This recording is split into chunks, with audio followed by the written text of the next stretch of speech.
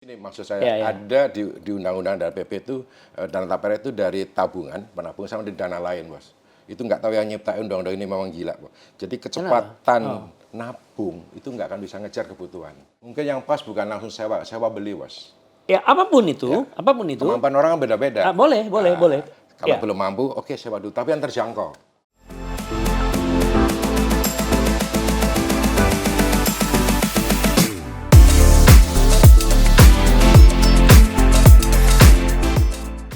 Sobat Panangian, saya mengundang seorang tokoh yang saya boleh sebut legend karena bayangkan 40 tahun di dunia perbankan.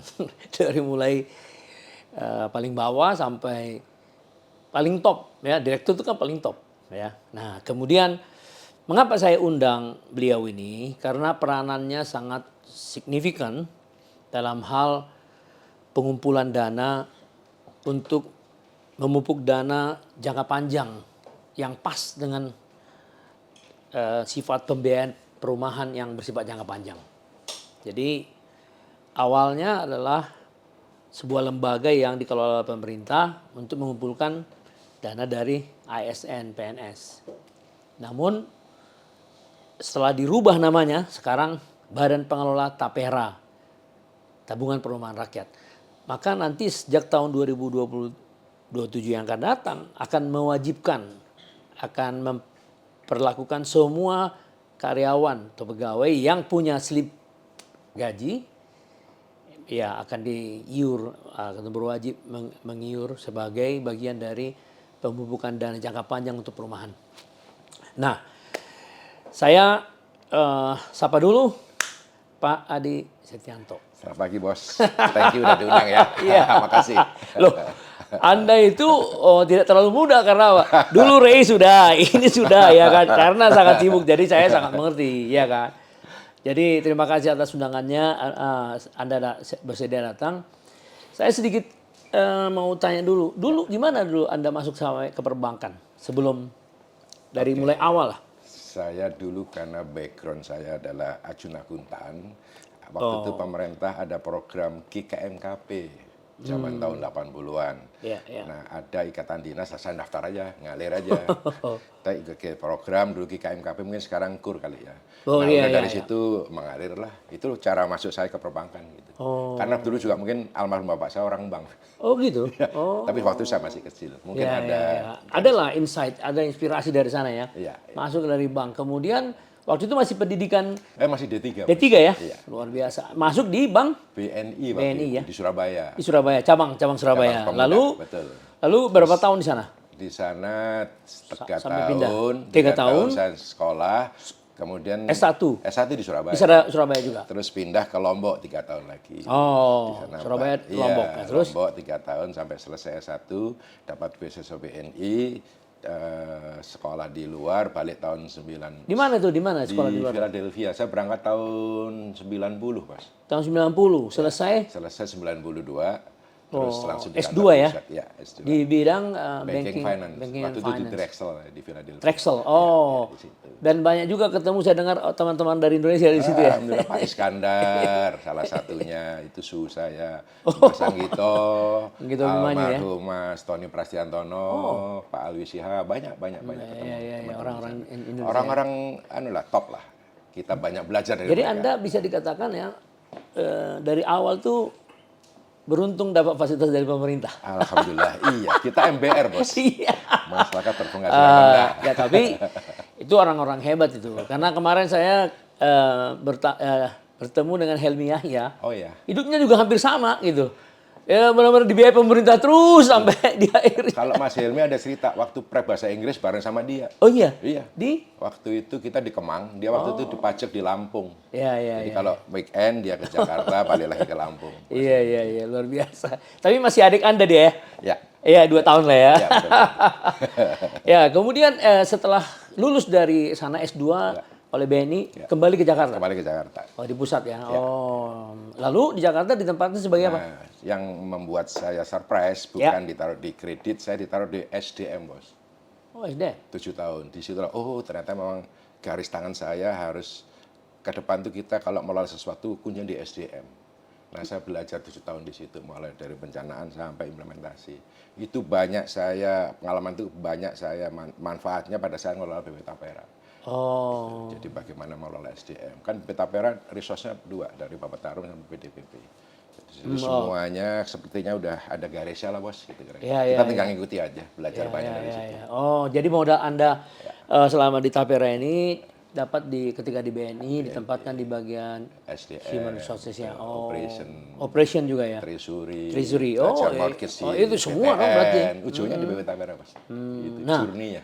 Oke, kemudian waktu di BNI itu berapa tahun jadinya? Total dari mulai masuk sampai 83 sampai 2010, jadi 27 tahun. Alhamdulillah saya dipercaya pemerintah untuk duduk di manajemen 2010, Bos. 2010 di direksi. Ya, direksi BNI. BNI sampai 2015. Oh, 5 tahun ya, full ya. Periode ya. Setelah selesai. Waktu itu megang apa di sana? Saya di sana ada 2, satu treasury sama FI.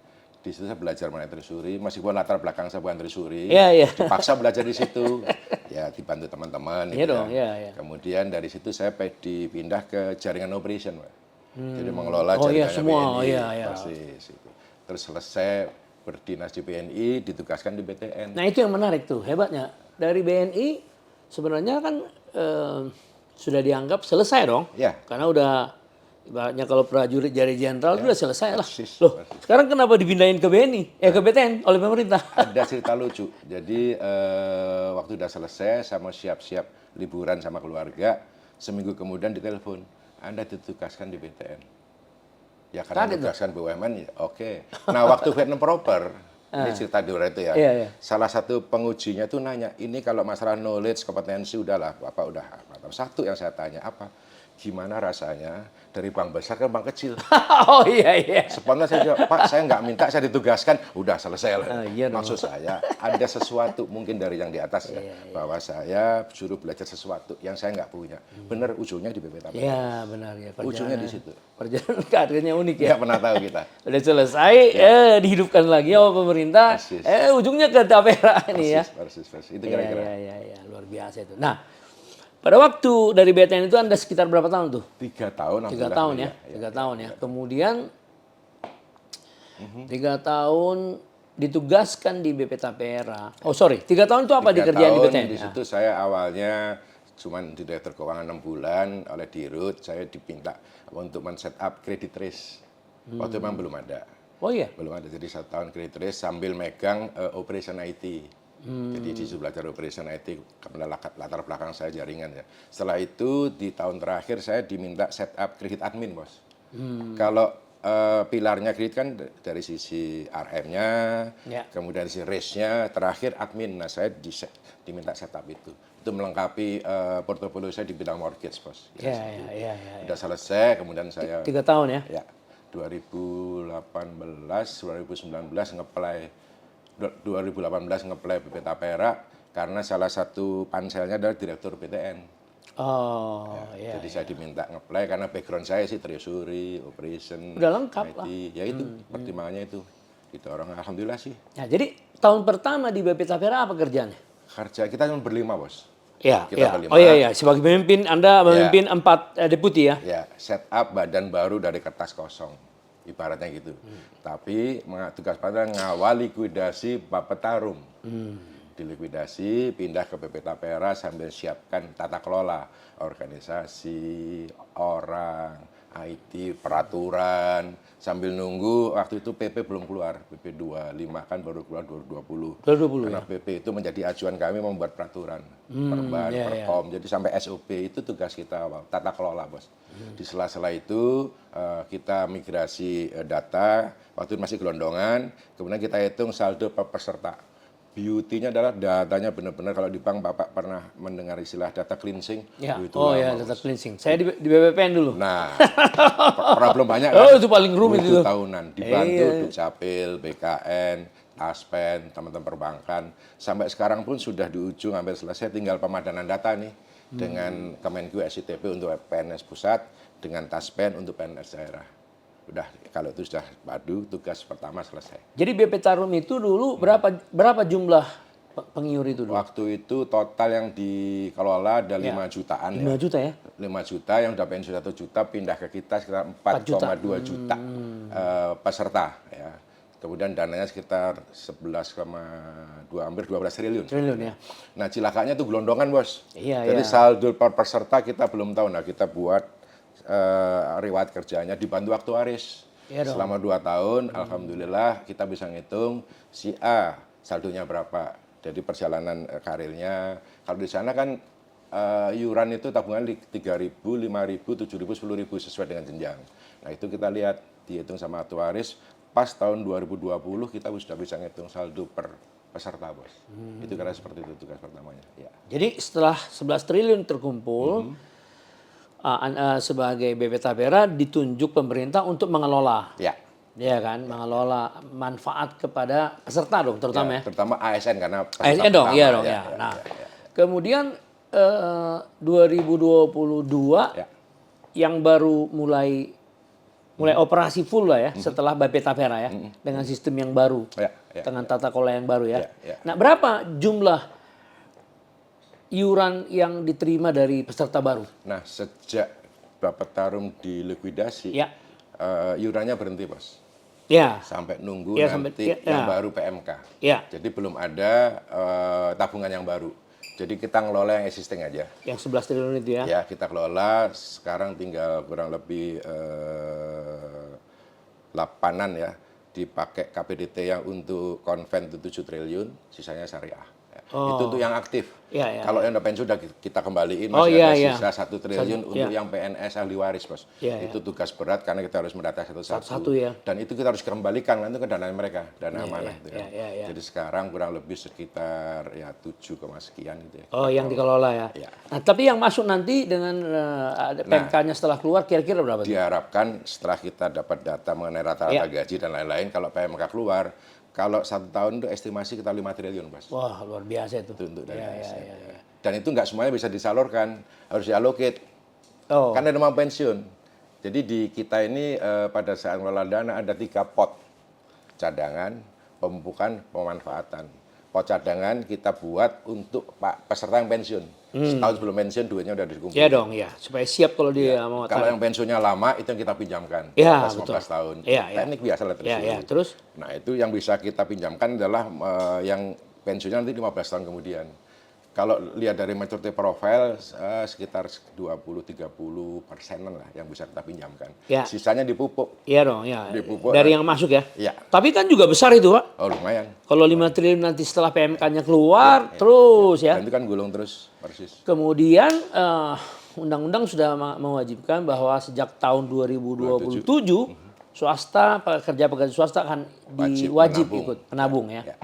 Nah, kalau swasta ikut, kalau tadi kan di sini 5 triliun kurang lebih kalau PMK keluar. Swasta ikut berapa tuh kira-kira tahun 2028 lah misalnya contoh. Kira-kira aja. Kita belajar dari awal-awal Askes dulu ya, BPJS Kesehatan ya. Jadi kita nggak terlalu berani, terlalu optimis. Estimasi kita sih kalau sudah 2027, tahun-tahun pertama 200-300 miliar lah. Tahun keduanya mungkin baru bisa 1 triliun. 2028 lah. Ya, 2029? 2009 lah kita mulai eksponensial lah, paling 20-30. Sesuai dengan kalau masyarakat trust sama BP Tapera itu bisa, angkanya bisa gede. Iya dong, karena begini kan jumlah dari orang yang diharapkan setelah 2027 itu berapa orang? Total. Ya, yang non PNS. Non PNS. Kalau potensinya sih gede ya, sekitar 60 juta. Oh iya, betul. Kan juga ada pekerja mandiri. Iya, pekerja mandiri juga ada. Pekerja mandiri itu estimasi kita hampir sekitar 300 miliar lah. Pekerja mandiri rata-rata yang di bawah ya, yang butuh rumah. Iurannya. Itu sekitar kalau sudah stabil ya, kalau 2T setiap tahun bisa masuk. Loh, luar biasa itu. 2T, di sini 5T setiap tahun. Yang penting adalah nyiapin tata kelola, Bos. Jadi orang bisa tahu, oh duit gue sekian, hasilnya pengembangan sekian, disalurkan kemana itu bisa ke monitor. Kita ada aplikasinya tuh, Bos. Jadi benar-benar transparansi kita. Menurut saya kan gini, banyak orang bicara mengenai apa yang terjadi pada Indonesia menuju Indonesia Emas. Nah, tapi Indonesia Emas tanpa kesejahteraan yang terjamin itu akan tidak mungkin ya. Nah, inilah salah satu prospek dari BP Tapera sebagai motor untuk bertugas membantu semua pekerja yang ingin memiliki rumah. Karena backlog kita sekarang kan 12,7 juta menurut Presiden persis. Jokowi kemarin kan. Ya. Nah jadi artinya the future of Tapera ini luar biasa nih. Mudah-mudahan mohon support aja. Iya dong. Iya. Nah kemudian setelah Anda sudah bekerja sekitar 1 tahun setelah membereskan semua administrasi, tata kelola yang baru. Apa tantangan-tantangan yang Anda hadapi selama ini sebagai yang mengambil tanggung jawab yang lama dari Bapetarum? Bisa dikatakan Anda kan pelopor jadinya kan? Ya betul. Ya. Kalau pelopor biasalah komunikasi. Jadi Antara tantangannya adalah ini antara kita ya pengelola ya dengan peserta yang kita pindahkan. Duitku aman nggak ya? Duitku masih ada nggak ya? Nah, itu komunikasi bos. Jadi kita atur sambil kita memperbaiki sambil kita komunikasi. Lebih banyak komplainnya bos 2 tahun pertama bos. Ya pastilah. Tapi dengan dibantu Korpri alhamdulillah Korpri membantu komunikasi, Kemendagri, kantong-kantongan UKL ya. Kita coba komunikasi, ya nggak mudah. Baru mulai reda itu awal-awal 2023 bos. Setelah sebagian besar terinformasi ya. Iya. Setelah terinformasi dengan baik ya. Menurut sama saya sih wajar ya. Iyalah wajar karena perpindahan lembaga itu kan. Dan SDM tantangan utamanya adalah karena bisnis modelnya berbeda. Bapetarum sampai Tapera, Jauh. FLPP sampai Tapera. Nah itu yang agak ya biasalah ya. Yang when I was kan selalu bagus. Nah ini kita aja berubah ini satu-satu. Kita lakukan rotasi, mutasi, training. Harapan kita sih tahun ini teman-teman pada paham bisnisnya gini loh, seperti gini loh. Itu kira seperti itu. Tantangan utamanya ya salah satunya SDM. Dia menyamakan visi dan misi dari lembaga ini ya. Makanya saya bilang saya beruntung pulang sekolah taruh di SDM 7 tahun itu yang saya pakai. Kalau SDM kan nggak bisa berhentiin, kan nggak bisa skill mapping dulu, apalagi training, pemerintah punya. itu dia. Dan itu pesan dari Pak Basuki langsung komite yang ada lu perbaiki. Ya alhamdulillah nyaman. Turnovernya agak tinggi tapi yang pro hire itu nggak nyaman cabut. Oh itu kan urusan dia dong Pak. Iya, tadi kita siapin. So far sih alhamdulillah sudah settle. Emang berapa SDM yang di sekarang kalau yang dari Ex-Bapetarum sekitar 60-an, yang dari PPDBP sekitar 80-an ya. Sekarang 190-an sisanya dari pro hire terutama yang nggak ada kompetensi di kita kayak orang custody, orang IT yang memang ahli di situ ya. Terus orang finance, kemudian orang capital market. Itu yang kita hire dari luar. Dari treasury, investasi, custody, orang operation. Operationnya kan beda sama operation itu. Jadi kita tuh murni operation sebetulnya. Itu sih kira-kira. Ya, karena ini kan memang jadi merger jadinya kan. Ya, antara Bapetarum dengan PPDBP. Iya. Karena tugasnya dulu beda-beda kan. Persis. Nah, sekarang dengan Tapera sudah membawahi 2 ini dan Anda tadi sudah jelaskan sudah mulai smooth ya apa yang akan dicapai. Sementara setelah kan 2 tugasnya nih, melanjutkan Bapetarum dengan undang-undang yang baru dan menerima tugas baru FLPP. Apa tantangan di FLPP? Tata kelola bos. Sama juga, tata kelola juga ya. Semua tata kelola. Kembali ya kita memaklum. Saya kan latar belakang di bank itu kan prudent tata kelola. Itu lihat, waduh, oke. Tapi tidak berarti nggak bisa dibetulin. Kita buat frameworknya dulu bos. Tata kelola collection, tata kelola penyaluran, tata kelola pemilihan bank, tata kelola memilih partner untuk pengembang, semua tata kelola. Dan alhamdulillah disupport sama BPK, OJK, karena mereka lihat ini badan baru nih harus dikawal, itu yang membuat saya gembira. Itu juga teman-teman lama waktu saya di perbankan dulu, Mas. Badan baru dan keadilan sosial bagi seluruh rakyat Indonesia di sini salah satu misinya. Gotong royong, Bos. Jangan jadi lupa. siapapun presiden, siapapun yang akan datang, yang cinta kepada kesejahteraan, ini vehicle. Ini dia, ini vehicle-nya. Jadi ya harus paling tidak harus mensupport lah. Jangan mencoba-coba membuat dia dong. Ini kan turunan Undang-Undang Dasar 45 pasal 28. Betul. Terus keluar Undang-Undang Nomor 1 baru 11. Terus Undang-Undang Nomor 4 2016 Tapera, kemudian Undang PP 25. Itu kan nyambung, Bos. Ujungnya adalah BPTM dibentuk pemerintah mengelola dana jangka panjang untuk kesejahteraan masyarakat MBR. Itu dia maksud saya. Gotong royong, Bos. Yang mampu kayak Bapak penghasilan katakanlah 100 juta. Kan nggak 100 juta dipotong, ada cap. Kayak BPJS Kesehatan, katakanlah 12 juta kali 3%, Bapak nabung. Saya kelola, nanti pas Bapak selesai jadi peserta, tak kembaliin duitnya. Sebenarnya tak pakai, tak putar, tak pinjamin buat mungkin pembantu saya butuh rumah.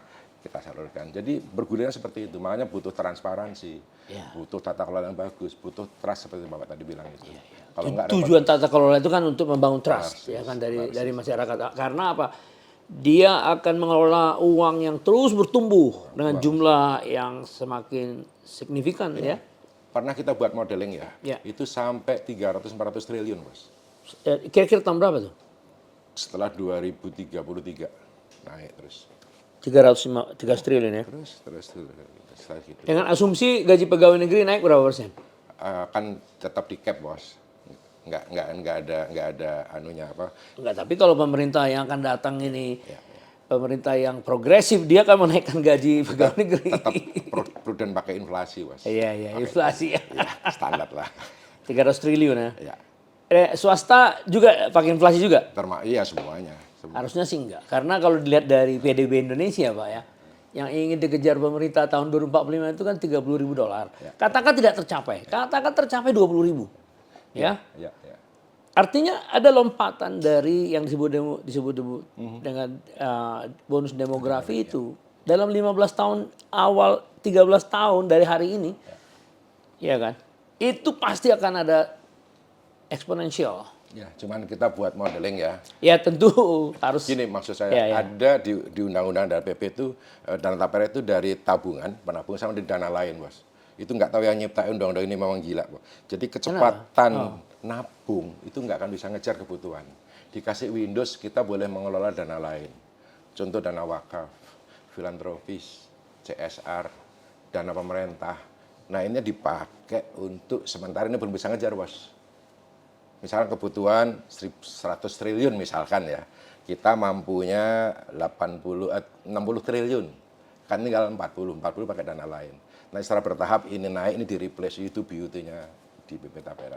Jadi kalau tadi jawab pertanyaan Bapak, kita dengan yang katakanlah 5% inflasi, kekurangannya kita bisa pakai dana lain. Kita lagi ngerjain dana wakaf, Bos. Dana wakaf, kalau dari pemerintah pakai UIP, itu udah masuk, kita kelola sekarang 111 triliun, nanti kita harus tarik, kembalikan. Terus nanti tahun depan dana bergulirnya kekumpul sekitar 9 triliunan, kita kembaliin lagi. Plus yang baru, jadi tahun depan sekitar 160 ribu unit lah. Itu sekitar 20 T-an lah.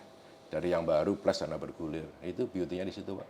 Jadi nggak bisa kita melihat tabungan doang, ada lagi dana lain.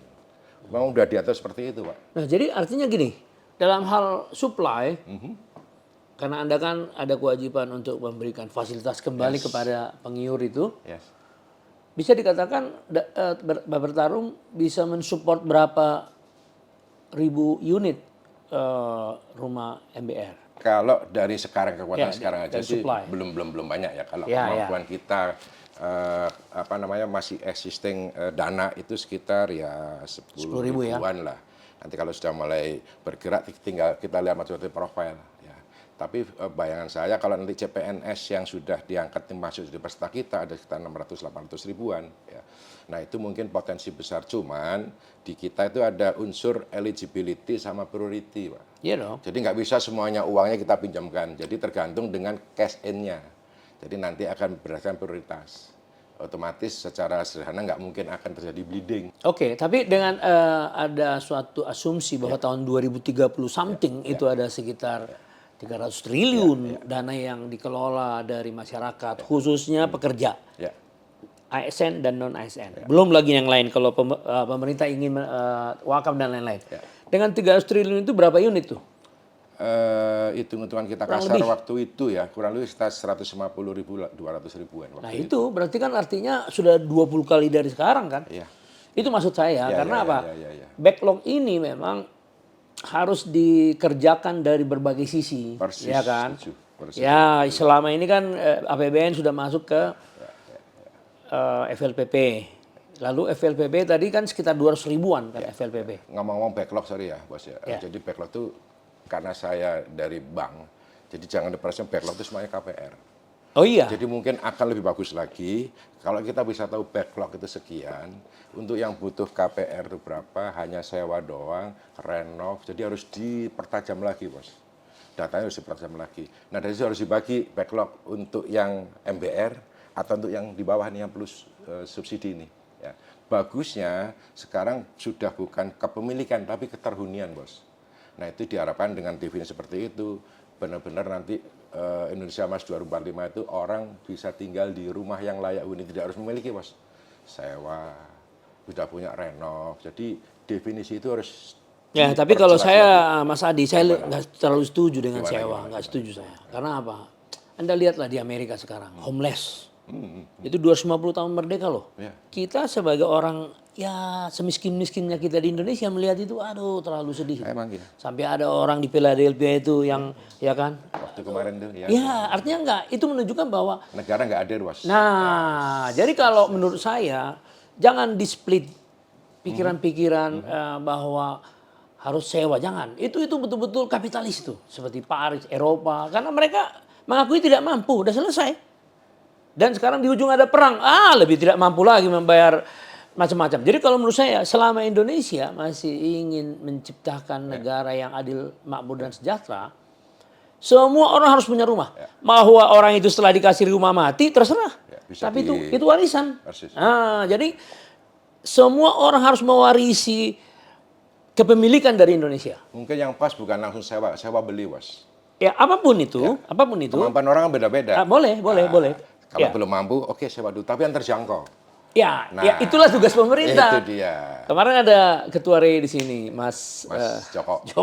Iya kan. Jadi menurut saya kalau 12 juta nanti akan dibuka datanya. Anggaplah di situ yang betul-betul tidak mampu harus dibuat pemerintah. Rumah gratis. Ya. Maksudnya gratis, apakah tanah negara dibangun di atasnya lalu ditransfer sebagai kepemilikan kepada mereka?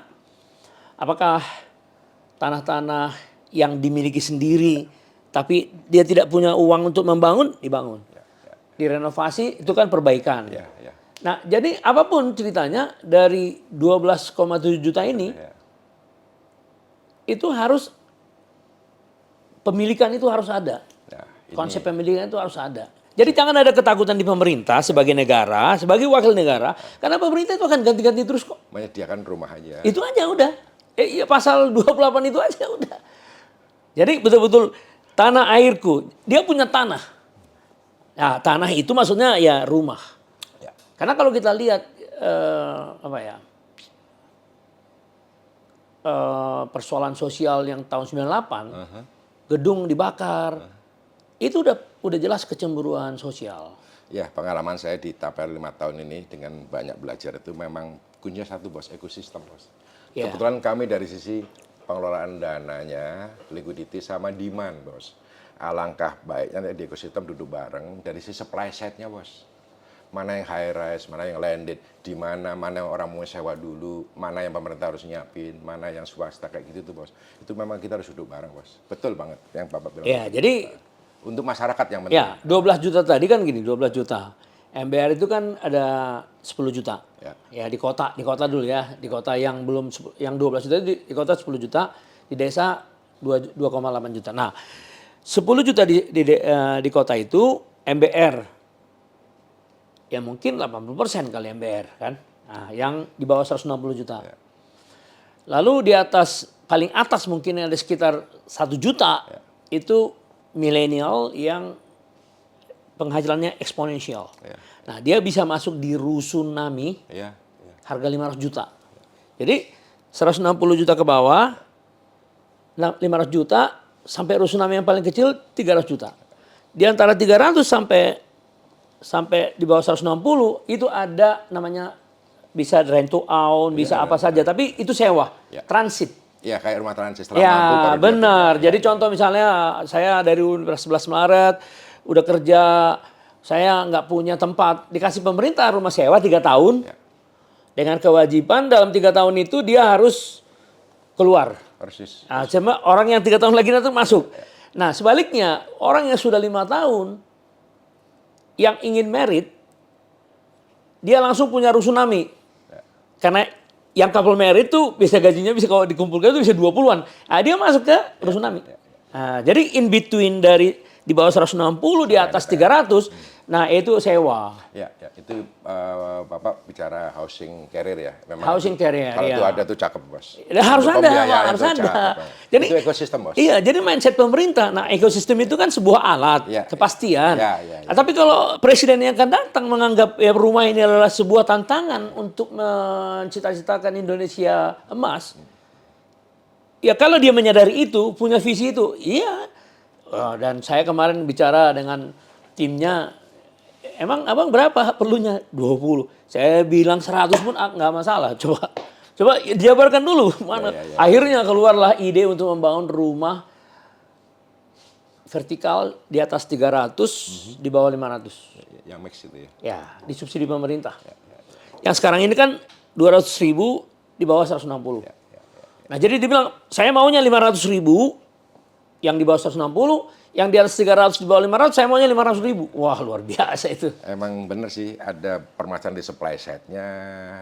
Kalau sisi demand-nya mudah-mudahan ya dengan adanya BP Tapera itu paling tidak sudah tertata lah. Iyalah. Likuiditas dari tabungan. Orang pengen punya rumah daftar. Tinggal sekarang ini, Bos, duduk bareng cepet. Mudah-mudahan cita-cita kita. Ya, kalau di sisi supply kan yang penting kan memang data ya. Kemudian harus jangan lagi angka-angka yang umum normatif disebut-sebut ya, itu nggak perlu lagi. Harus didetail, harus dicacah seperti yang Anda bilang tadi. Yang dari Bapertarung gelondongan langsung dicari by number, by person dan Persis. by address ya. Ada satu nih di akhir tahun kita kerjasama di JPI. Di JPI Apa itu ada namanya Etris ya. Udah lama itu ada housing queue di situ. Kita lagi piloting, Bos. Jadi housing queue itu modul yang kita tempelkan di aplikasi kita. Nanti kerjasama dengan DJPI sama Pemda. Jadi kita paletnya insya Allah di Kendal lagi dalam proses ini, mungkin di Sumatera satu lagi di Jawa Barat. Jadi kita sama Pemda, masyarakat daftar. Kayak sensus lah. Housing queue ya. Nanti kita tahu di situ berapa sih kebutuhan backlognya per daerah. Iya Pak. Mau sewa, mau renov, mau ini, mau bangun sendiri, itu ke data. Kalau itu kekumpul, gila itu. Kita lagi paling mudah-mudahan lah di Q4 terakhir ini sudah mulai bisa kelihatan hasilnya. Harapan dari kami dengan DJPI, temannya Pak RTZ, temannya Pak Haryo, itu kalau sukses nanti di cloning, Pak. Support dari Kemendagri itu akan luar biasa. Ya kemarin Hari TZ juga ngomong mengenai itu ya sama saya, dan kemudian Haryo Bekti, ya kan, dia membuat suatu KBBU ya di Bandung. Wah, ada 1.700-an unit tuh, luar biasa itu. Ya kayak itu model-model inovasi itu inovasi itu Pak. KBBU jadi nanti kita cari dimanya. Ya kan kombinasi yang bagus. Ya, jadi apa yang dikatakan Presiden Jokowi mengenai masa keemasan 13 tahun ke depan, ini memang sangat kritikal. Jadi di sini perlu sekali pemikiran ya bagi orang-orang yang ditugaskan pemerintah. Ketika nanti presiden yang akan datang, anggaplah dipilih 2 terms. 10 tahun. Jadi presiden ini akan sangat besar tugasnya. Nah, kalau bahan-bahannya yang kita kelola, presidennya tinggal lihat. Ini bisa dipercaya. Oh, udah. Mimpi kami itu kalau bisa punya master plan sampai Indonesia emas, perumahan cakep tuh, Bos. Jadi semua yang sekian tahun diskusi duduk bareng lah. Kita buat master plan, nanti kembali ke tugas masing-masing. Yang membuat regulasi betulin. Yang ngurusin duit, lu kelola. Yang ngurusin pasokan seperti ini. Jadi semuanya satu, Bos. Atau cakep, Bos. Oke, sekarang pandangan Adi ya. Karena kan gini, saya udah tanya kemarin ke beberapa direktur di PU. Dan saya nggak minta dia untuk menjawab karena jangan sampai ada konflik of interest ya. Tetapi kalau saya kumpulkan suara-suara dari Ray, dari Sekjen, dari Apersi, Himpera.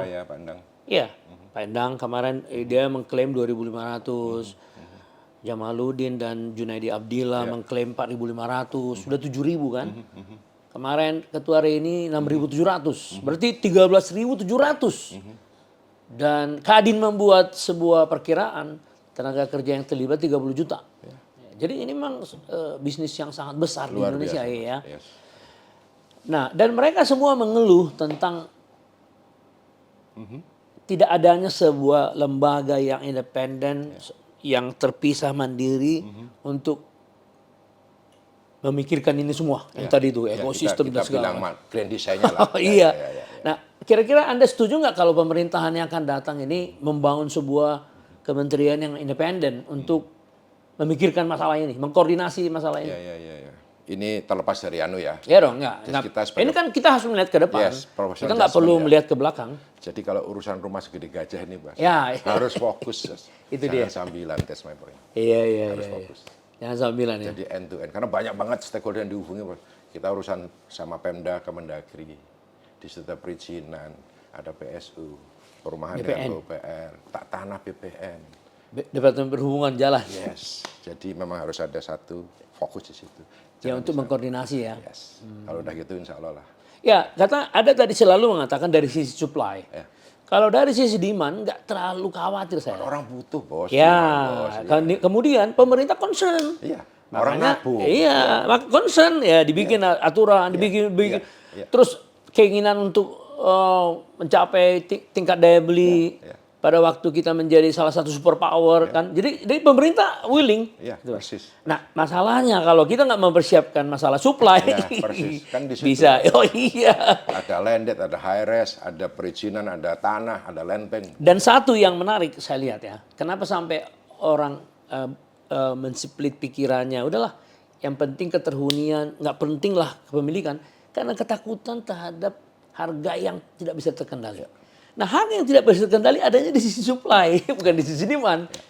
Ya, demand-nya menjadi korban kalau supply-nya nggak diberesin, benar nggak? Iya, karena apa? Tanah terbatas. Kalau bagi orang yang kaya lebih suka tanah itu sebagai alat investasi. Sementara bagi orang yang nggak punya rumah lebih suka dia boleh investasi, tapi saya dulu lah gitu. Jadi ada terjadi kompetisi kan, Pak. Nah, disitulah kehadiran negara. Jadi supply menjadi isu yang paling krusial. Diregulate supaya semuanya menjalankan tupoksinya masing-masing lah. Betul. Yang nyiapin lahan, yang buat regulasi-regulasi. Jadi itu sih salah satunya. Ya beruntung saya di BP Tapera setelah di dalam, oh ya ini memang jawaban pemerintah salah satunya ya. Untuk pendanaannya lewat tabungan. Ya, betul. Dari situ berarti kita punya data dong. Demand masyarakat kalau pengen punya rumah MBR daftar di kita.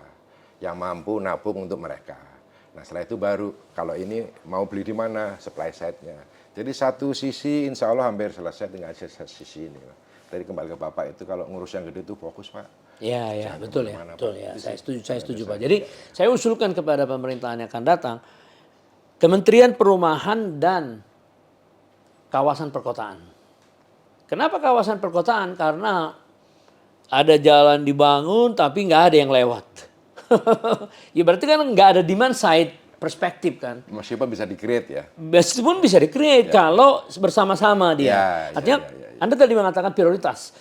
Harus kita memprioritaskan daerah-daerah yang memang siap untuk berkembang. Gitu loh. Tapi kalau hanya connectivity tapi daerahnya nggak siap berkembang, itu jadi wasting gitu kan. Karena kita kan dana pinjaman dari luar negeri juga sebagian ya kan. Ya kayak gitu-gitulah. Jadi data ini memang sangat penting. Data kuncinya, Pak. Data kuncinya. Data supply. Ya. Data dua, data supply, data di mana. Jangan lupa ya. Betul. Supply ini tergantung di mana nih. Jangan sampai dia bangun nggak ada yang beli. Makanya sekarang beauty-nya kita selalu koordinasi, ngobrol, lama-lama ngerucut. Tinggal masalah waktu. Tolong nanti Bapak dorong. Nah, Anda sudah 41 tahun di luar biasa. The beauty-nya itu Anda sudah kemana-mana. Nah, 5 tahun yang akan datang, kalau Tuhan mengizinkan kita hidup, apa yang akan Anda kerjakan? Saya akan bawa knowledge saya, experience saya. Mungkin ada beberapa lembaga-lembaga yang concern tentang perumahan, mungkin saya akan bergabung di situ. Misalnya apa? Atau beberapa contoh? Ya, yang sudah inilah, tempatnya Pak Zulfi lah. Oh, lembaga penelitian. Iya. Lembaga kajian. Iya. Zulfi Koto, iya. Huge. Housing and Urban Development. Yes, di situ kan banyak ahli. Nah, udah saya pengen mengabdikan situlah. Yang kita cari adalah value yang selama ini saya nikmati dari mulai kerja sampai di ujung kita bisa tularkan lagi dalam rangka untuk perbaikan itu sih. Kalau semuanya ya udah selesai lah bos. Ya, kalau 40 tahun bekerja itu udah top itu Pak. Selesai bos. Tinggal mengembalikan aja. Lalu berapa sekarang putri? Saya dikaruniai 2, yang satu sudah dipanggil duluan sakit waktu itu. Tinggal satu cewek ini yang saya kawal kira seperti itu. Apa minatnya? Apakah ada Anak zaman sekarang ya tahu sendiri lah. nggak turun jadi mau bangkir dia, bukan? Oh, dia bilang, saya nggak mau kayak bapak, pulangnya malam, Sabtu Minggu golep. Enggak, dia main kopi. Oh, jadi Terus nulis buku. nulis buku. Oh. Kalau yang almarhum laki dulu, mainnya justru di agensi. Sekolah di Malaysia, dia punya agensi, tahun ketiga dia operasi, terus kena virus, kena ginjalnya, terus dipanggil duluan. 2018, selesai dari PTN, terus saya masuk ke Tapera itu. Jadi tinggal si cewek ini. Sengaja nulis sama mainan kopi. Mainan kopi apa? Kopi. Dia dulu sekolah barista. Oh. Ya, nah sekarang dijain aja lah. Iya. Nah, tinggal satu ini, titipan lah. Itu kira-kira. Oh, iya. Jadi usia berapa tahun sekarang? Udah gede sih, 33. Jadi dia artinya menulis buku tentang apa? Dia novel ya. Oh, seniman itu. Agak susah kalau seniman. Enggak, kita harus mensyukuri itu, Pak. Iya, betul. Tuhan menitipkan kepada kita, apapun kita harus syukuri itu. Iya. Dan Anda sebagai seorang yang sangat hampir sama dengan si Helmi Yahya kemarin.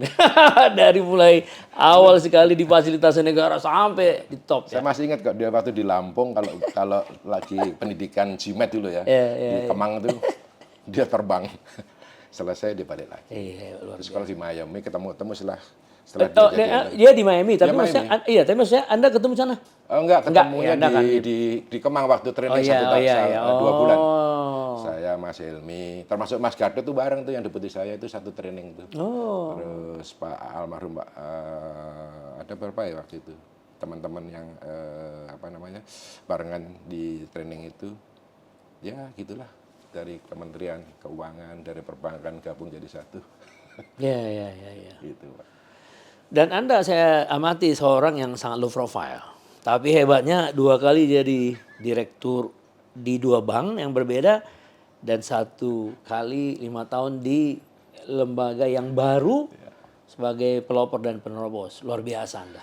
Tapi gini prinsip saya, kalau kita ngerjain sesuatu tuh mengalir aja, biar orang lain yang menilai, nggak usah kita ngomong lah. Jadi biasanya pengalaman saya kalau kita terlalu high profile, belum tentu orang suka, Bos.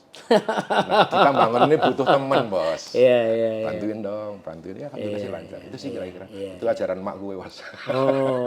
Oh, jadi kalau Bapak dulu bankir ya? Iya, tapi meninggal muda Bapak saya itu. Oh. Tahun 66, jadi tinggal single.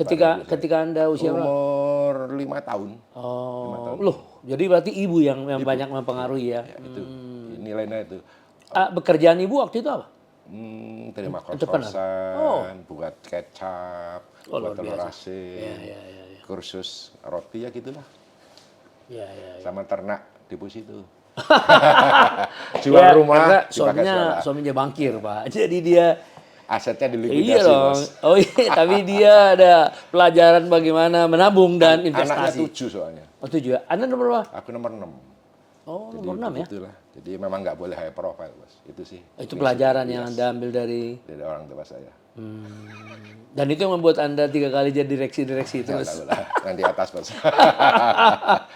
Kemudian nomor 1 yang 7 itu masih nomor 1 meninggal karena perempuan, nomor 2 juga meninggal, nomor 3 alhamdulillah Mbak Yusaya, nomor 4 masih, nomor 5 ya yang meninggal nomor 1, nomor 2. Oh, berarti ya jadi 5 ya, masih ada ya nomor 6 alhamdulillah ya. Ya. Nomor 7? Adik saya tinggal di Lampung, beda usia 4 tahun. Bekerja di? Dia swasta dulu, dia IPB terus main di tambak, orang tambak, terus perikanan lah. Iya, gitu luar biasa. Terima kasih atas kesempatan ini. Nanti kalau ada apa-apa mudah-mudahan 5 tahun ini Anda, 5 tahun ke depan Anda masih eksis. Amin. Ya kan, bukan hanya di bagian penelitian kalau menurut saya. Kalau sebagai penasihat kan juga bisa kan. Mudah-mudahan. Di berbagai lembaga yang khususnya dengan sektor yang relate dengan sektor perumahan. Perumahan pas saya lihat, ya Allah, bantu orang bisa punya rumah tinggal di mana itu luar biasa. Ini cerita di luar itu ya. Saya waktu di BTN pertama kali itu sama Nixon baru dia gabung. Oh, Nixon waktu itu di situ? Nixon itu kan 2017 ya masuk BTN. Anda? Saya 2015. Oh, 15 duluan ya. Oke. Terus 18 saya keluar. Jadi waktu itu BTN ngasih kredit FLPP lewat ke Gojek. Gojek itu namanya Bukartini. Gojek. Satu lagi Marbot Masjid. Itu kita lihat videonya, nangis sak gedung. Dia cerita, anaknya yang cerita. Ibunya itu kontrak-kontrak gitu ya. Sudah dapat FLPP, tinggal di rumah seperti itu. Nangis sak gedung pas itu, wah ini baru ini. Ada value kalau gue bisa melayani mereka. Itu sih harapan saya gitu, Mas. Itu baru satu. Baru satu. Lah kalau jutaan. Luar biasa. Amin, amin, amin. Ya, amin. ya, terima kasih ya Pak Asdi ya.